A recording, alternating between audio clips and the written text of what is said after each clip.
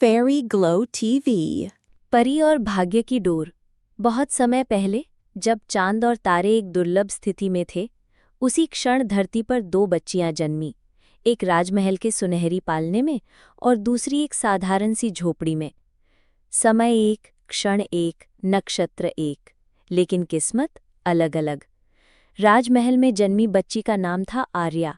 वो रेशमी चादरों, गुलाब जल की बूंदों और झिलमिलाते आभूषणों के बीच पली बढ़ी। हर कोई उसके आगे सिर झुकाता था, उसे राजकुमारी जी कहता था। लेकिन उसके दिल में कहीं गहराई में एक चाहत छुपी थी, प्यार की, अपनत्व की और आज़ादी की। दूसरी ओर झोंपड़ी में जन्मी बच्ची का नाम था अनिका।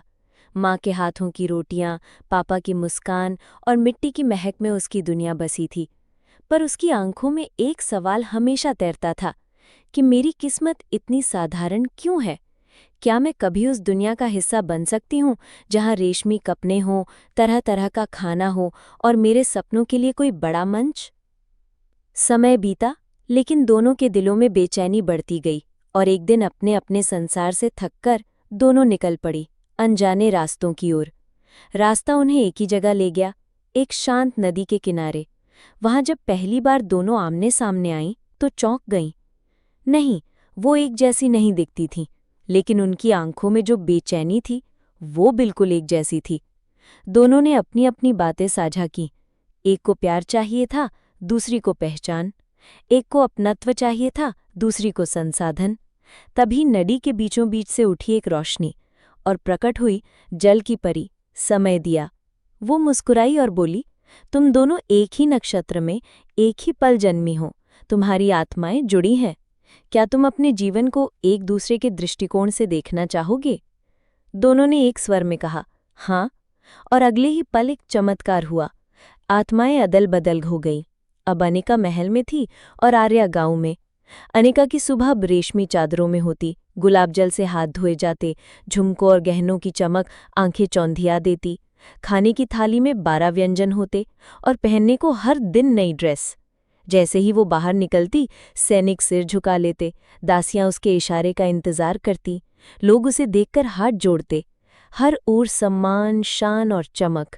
वो मुस्कुरा रही थी जैसे उसका सपना पूरा हो गया हो। वहीं आर्या की सुबह अब मुर्गे की बांग से होती।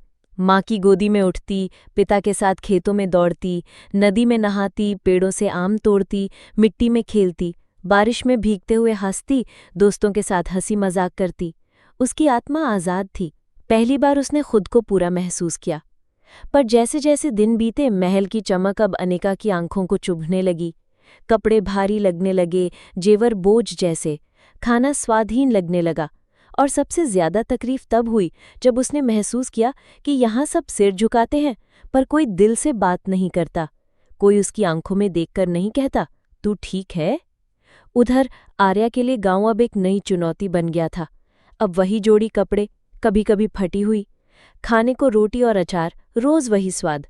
माँ बीमार होती जा रही थी, पिता हर दिन थके हुए।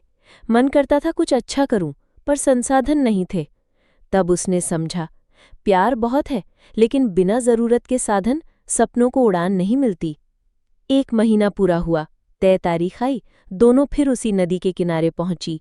आंखें मिलीं और फिर बह निकले जज्बात। अब वो नजरें शिकायती नहीं थी, समझदारी से भरी थी। फिर समय दिया प्रकट हुई।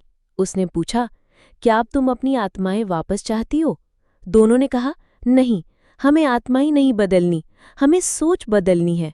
हम वही रहेंगे जो हैं, लेकिन अपनी दुनिया को वैसा बनाएंगे जैसा हम बनाना चाहते हैं। फिर शुरू हुई असली कहानी। गांव में रहकर आर्या ने खूब मेहनत की, पढ़ाई की, बच्चों को पढ़ाया, गांव में एक छोटा स्कूल खोला, लड़कियों को आत्मनिर्भर बनाया, पेड़ लगाए, गांव की औरतों के लिए काम शुरू किया, माँ बाप को सम्मान दिलाया और सबसे जरूरी, अपने अंदर के डर को हराया।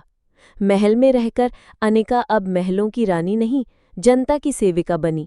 गांव का दौरा किया, रास्ते बनवाए, तालाब खुदवाए, हर वर्ग की बात सुनने के लिए सभा चलाई, रोजगार योजना शुरू की, पेड़ लगाए और अपने राज्य के चारों ओर एक दीवार बनवाई। युद्ध से नहीं, सुरक्षा और संवाद से। दोनों ने जाना, भाग्य कहाँ जन्म लेते हैं ये हमारे हाथ में नहीं होता, लेकिन हम अपने जीवन को कैसे जीते हैं वो हमारे हाथ में होता है। 2 आत्माएं थीं, 2 शरीर, 2 परिस्थितियां, पर जब दिल और सोच बदलती है तो वही इंसान अपनी दुनिया को बदल सकता है, क्योंकि अंत में हम सब अपनी जिंदगी के लेखक खुद होते हैं। कहानी अच्छी लगी हो तो लाइक करें, शेयर करें और सब्सक्राइब करें। साथ ही बेल आइकन जरूर दबाएं।